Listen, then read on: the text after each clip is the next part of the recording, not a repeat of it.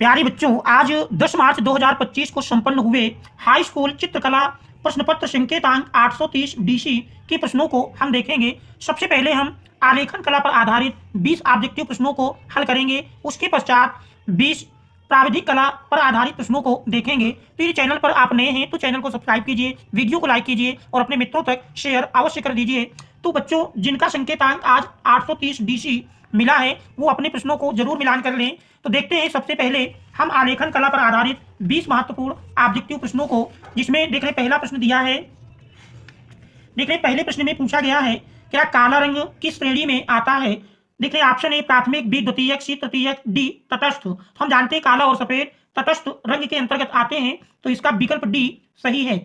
इसके बाद हम दूसरा प्रश्न देखते हैं। देख रहे दूसरे प्रश्न में दिया है, हमारा दूसरा प्रश्न है, दूसरे में क्या सफेद रंग में लाल रंग मिलाने से कौन सा रंग बनेगा? तो हम जानते हैं सफेद रंग में यदि लाल रंग मिला दें तो गुलाबी रंग बनेगा। इसका ऑप्शन ए सही है। इसके बाद तीसरे प्रश्न को देखें। तीसरे में क्या निम्नलिखित में से तटस्थ रंग कौन सा है? देखिए ऑप्शन ए नीला, बी सफेद, सी हरा, डी लाल। तो तटस्थ रंग काला और सफेद होते हैं। तो यहाँ पर देख रहे हैं सफेद दिया है, इसका ऑप्शन बी सही है। इसके बाद हम चौथे प्रश्न को देखते हैं। चौथे प्रश्न में क्या इंद्रधनुष रंग क्रम में प्रथम रंग कौन सा है? तो हम जानते हैं इंद्रधनुष रंग क्रम में विबग्योर के क्रम से देखें, वी वायलेट अर्थात बैगनी, तो सबसे पहले बैगनी रंग मिलेगा। तो इसका ऑप्शन ए सही है। इसके बाद पांचवें प्रश्न को देखें, क्या पीला रंग किस श्रेणी में आता है? तो पीला रंग हम जानते हैं प्राथमिक रंग है, तो इसलिए अग्रगामी श्रेणी में आएगा। तो इसका विकल्प ए सही है। इसके बाद छठा प्रश्न है, छठे में क्या हरा रंग किस प्रकार का है? हम जानते हैं नीला और हरा शीतल रंग होते हैं, तो इसमें ऑप्शन बी सही है। इसके बाद सातवां प्रश्न यदि देखें, सातवें में क्या दो वर्णों को मिश्रित करने पर प्राप्त वर्ण कहलाता है? तो दो वर्णों को मिश्रित करने पर हम जानते हैं द्वितीयक वर्ण प्राप्त होता है। यहाँ पर ऑप्शन बी सही है। इसके बाद आठवां है, आठवीं में क्या कौन से रंगों का माध्यम सर्वाधिक पारदर्शी होता है? ऑप्शन ए आयल रंग, बी पेस्टल रंग, सी जल रंग, डी पेंसिल रंग। तो सर्वाधिक पारदर्शी जल रंग होता है, तो इसका ऑप्शन सी सही है। इसके बाद नौवां प्रश्न है, नौवें में क्या रंगों के संबंध में सही व्यक्ति हैं?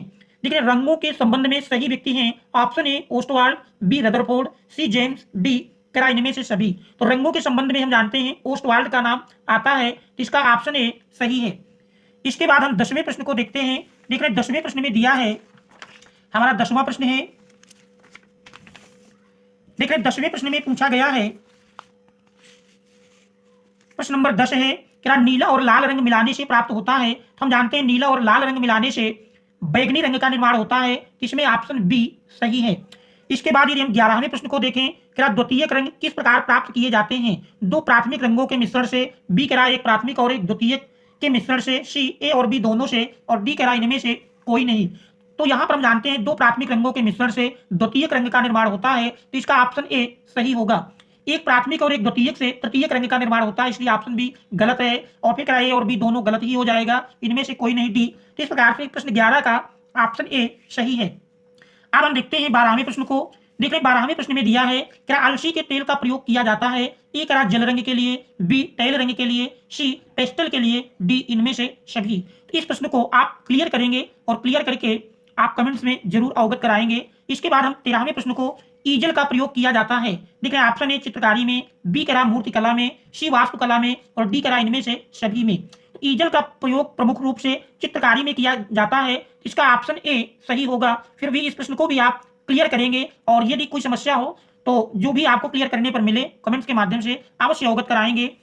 इसके बाद 14वें प्रश्न में, काला व सफेद करा किस श्रेणी के हैं? काला व सफेद हम जानते हैं दिया है, करा प्राथमिक, बी द्वितीयक, सी तृतीयक, डी तटस्थ। हम जानते हैं काला व सफेद तटस्थ रंग के अंतर्गत आते हैं, तो इसका विकल्प डी सही है। इसके बाद 15वां है, करा किस नंबर की पेंसिल से खींची गई रेखा सबसे डार्क होगी? देख रहे हैं ऑप्शन ए 2H, बी में करा 2B, सी 4H, डी H। हम जानते हैं बी की संख्या जितनी अधिक होती है उससे खींची गई रेखाएं सबसे डार्क अर्थात गहरी होती हैं। तो इसमें देख रहे हैं 2B विकल्प में दिया है, बाकी सारे देख रहे हैं H पर हैं। H पेंसिल, जिसमें देख रहे हैं H की संख्या यदि सबसे अधिक होगी तो उससे हल्की होती हैं, और B जिस पर है उससे डार्क होंगी। यहाँ पर ऑप्शन बी सही है।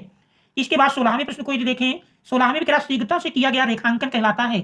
ऑप्शन ए पोर्ट्रेट, बी करा आलेखन, सी स्केच, डी इनमें से कोई नहीं। तो शीघ्रता से किया गया रेखांकन स्केच कहलाता है, इसका ऑप्शन सी सही है। इसके बाद यदि हम 17वें प्रश्न को देखें, देख रहे 17वें प्रश्न में दिया है, क्या अजंता की गुफाएं स्थित हैं? अजंता की गुफाएं हम जानते हैं महाराष्ट्र में स्थित हैं, इसका ऑप्शन सी सही है।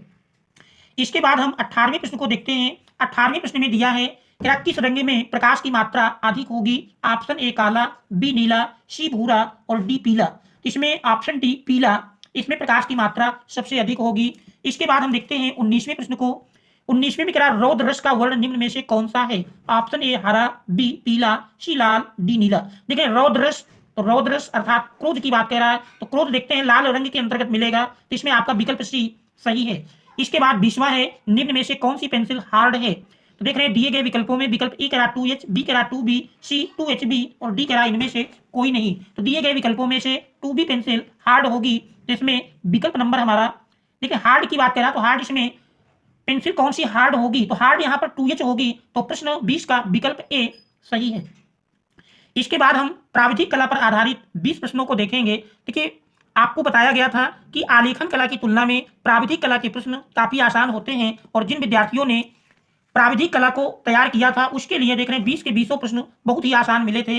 देखते हैं इन प्रश्नों में। जैसे पहला प्रश्न है क्या निम्न में से कौन सा अधिक कोण नहीं है? देख रहे 180 अंश के कोण को हम जानते हैं सरल कोण या रिज्ज कोण कहते हैं, तो इसमें यही अधिक कोण नहीं है। बाकी देख रहे 100 अंश, 150 अंश, 170 अंश, ये सभी अधिक कोण है क्योंकि 90 से अधिक हैं और 180 अंश से कम है। इस प्रकार से प्रश्न 1 का विकल्प ए सही है। दूसरा है क्या 60 अंश के प्रत्येक कोणों से बने त्रिभुज को कहते हैं? तो देख रहे हैं जिस त्रिभुज का प्रत्येक कोण 60 अंश होगा उसे हम समबाहु त्रिभुज कहेंगे, तो इसका विकल्प डी सही है। इसके बाद हम तीसरे प्रश्न को यदि देखें, देख रहे तीसरे प्रश्न में दिया हुआ है प्रश्न नंबर 3। देखिए प्रश्न नंबर 3 में दिया है क्या 1 मीटर में कितने सेंटीमीटर होते हैं? 1 मीटर में हम जानते हैं 100 सेंटीमीटर होते हैं, तो इसका विकल्प बी सही है। चौथा प्रश्न है किसी आयत की दो संलग्न भुजाओं के मध्य कितना कोण होगा? हम जानते हैं आयत का प्रत्येक कोण 90 अंश होता है, तो दो संलग्न भुजाओं के मध्य 90 अंश होगा, और 90 अंश देख रहे हैं विकल्प नंबर बी पर दिया है, तो प्रश्न 4 का विकल्प बी सही है। पांचवा देख रहे हैं समकोण क्या कितने अंश का होता है? समकोण हम जानते हैं 90 अंश का होता है, तो इसमें विकल्प डी सही है। इसके बाद छठा प्रश्न है दो बिंदुओं को मिलाने से निर्माण होता है। देख रहे हैं ए कह रहा रेखा, बी वृत्त, सी ए और बी दोनों, डी कह रहा इनमें से कोई नहीं, तो दो बिंदुओं को मिलाने से रेखा का निर्माण होता है, तो प्रश्न 6 का विकल्प ए सही है। अब हम 7वां प्रश्न देखते हैं। 7वें में कह रहा समबाहु त्रिभुज की भुजाएं होती हैं। ए कह रहा सभी बराबर, बी कह रहा दो बराबर, सी सभी अलग अलग और डी इनमें से कोई नहीं। समबाहु त्रिभुज की समबाहु अर्थात बराबर भुजाएं, तो जिस त्रिभुज की तीनों भुजाएं बराबर होंगी अर्थात इसका विकल्प ए सभी बराबर सही है। अब हम 8वें प्रश्न को देखते हैं। देखिए 8वें प्रश्न को भी दिया है क्या आयत का क्षेत्रफल होता है? आयत का क्षेत्रफल हम जानते हैं लंबाई गुणे चौड़ाई, और विकल्प में देख रहे हैं आधार गुणे ऊंचाई, बी कह रहा केंद्र गुणे परिधि, सी कह रहा लंब गुणे केंद्र और डी कह रहा इनमें से कोई नहीं। तो आयत का क्षेत्रफल आधार गुणे ऊंचाई, तो इसमें विकल्प ए सही है। 9वां है वृत्त की परिधि के आंशिक भाग को कहते हैं। देख रहे हैं ए कह रहा त्रिज्या, बी व्यास, सी चाप, डी इनमें से कोई नहीं, तो परिधि के आंशिक भाग को चाप कहते हैं, तो इसका विकल्प सी सही है। 10वां है क्षेत्रफल को किस इकाई में लिखा जाता है? देख रहे हैं ए मीटर, बी कह रहा घन मीटर, सी सेंटीमीटर, डी वर्ग मीटर। देख रहे हैं मीटर लंबाई का मात्रक होगा, घन मीटर आयतन का होता है, सेंटीमीटर भी लंबाई का होगा, वर्ग मीटर ये क्षेत्रफल का मात्रक है, तो प्रश्न 10 का विकल्प डी सही है। 11वां है व्यास त्रिज्या से कह रहा कितने गुना ज्यादा होता है? हम जानते हैं व्यास त्रिज्या का 2 गुना होता है, तो 2 गुना देख रहे हैं विकल्प ए सही है। 12वां प्रश्न है 12वें में कह रहा किसी वृत्त का केंद्र सबसे बड़ी जीवा अर्थात व्यास को बांटता है। केंद्र से देख रहे हैं व्यास 2 समान भागों में बढ़ जाता है, तो इसका विकल्प सी 2 समान भाग सही है। इसके बाद 13वां प्रश्न है। 13वें प्रश्न में देख रहे दिया है 13वें प्रश्न में कह रहा किसी वृत्त का केंद्र पर कोण होता है। किसी वृत्त का केंद्र पर कोण होता है, तो केंद्र पर बने कोण का मान जानते हैं 360 अंश होता है, तो प्रश्न 13 का विकल्प बी सही है। इसके बाद हम 14वें प्रश्न को देखते हैं। देख रहे 14वें प्रश्न में दिया है 14वें प्रश्न में कह रहा 4 रेखाओं से घिरी आकृति कहलाती है। ऑप्शन ए वर्ग, बी आयत, सी चतुर्भुज और डी कह रहा इनमें से सभी। देखिए 4 रेखाओं से घिरी आकृति को हम जानते हैं चतुर्भुज कहते हैं, और यहाँ वर्ग और आयत ये चतुर्भुज के प्रकार के अंतर्गत हैं, इसलिए कह सकते हैं इसमें विकल्प डी सही है। इसके बाद 15वां प्रश्न है किसी संपूर्ण कोण का अंश होता है। संपूर्ण कोण हम जानते हैं 360 अंश के कोण को संपूर्ण कोण कहते हैं, तो देख रहे हैं ऑप्शन ए 90 अंश, बी में 360 अंश दिया है, तो इस प्रकार से प्रश्न 15 का विकल्प बी सही है।